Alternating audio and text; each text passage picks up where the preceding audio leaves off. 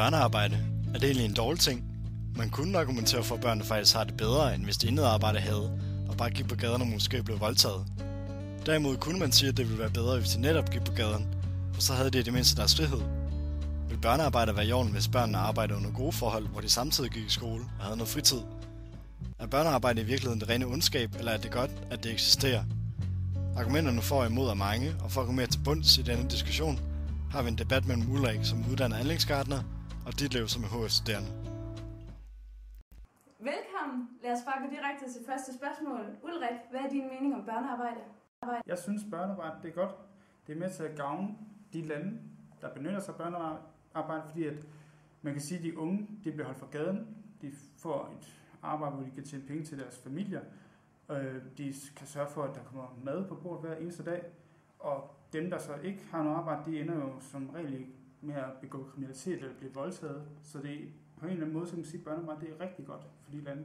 Altså jeg synes, du ser helt forkert på det. Jeg ser det her børnearbejde som instrumental ondskab, hvor de her store firmaer, de udnytter den her rigtig billige arbejdskraft, hvor de bliver slidt op, og vi ved, at de får mindre løn end deres voksne kollegaer.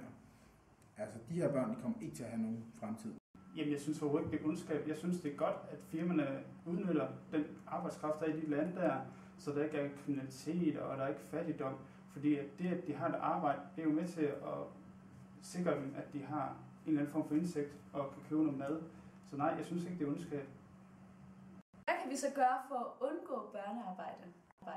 Jamen jeg synes, at det vi kan gøre, det er at gøre forbrugeren opmærksom på, hvad det er, man køber. Jeg synes helt klart, det er dum ondskab, det at man ikke sætter sig ind i tingene og bare køber det tøj, man synes godt om, fordi det er det, man godt kan lide.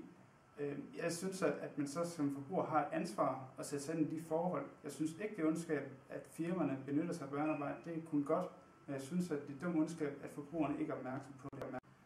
Jamen, vi skal stoppe med at benytte os af de her kæmpe firmaer, som udnytter børnene. Det er deres ansvar. Det er der, de foretager sig, og det kan ikke nytte noget, at så længe vi bliver ved med at støtte dem i det her højere formål, som hedder billige t-shirts, jamen så vil de også blive ved med at benytte sig af børnearbejde, og det eneste måde at stoppe det på, det er, at de lader være med at benytte sig af det. Tak, det var alt, hvad vi nåede for i dag.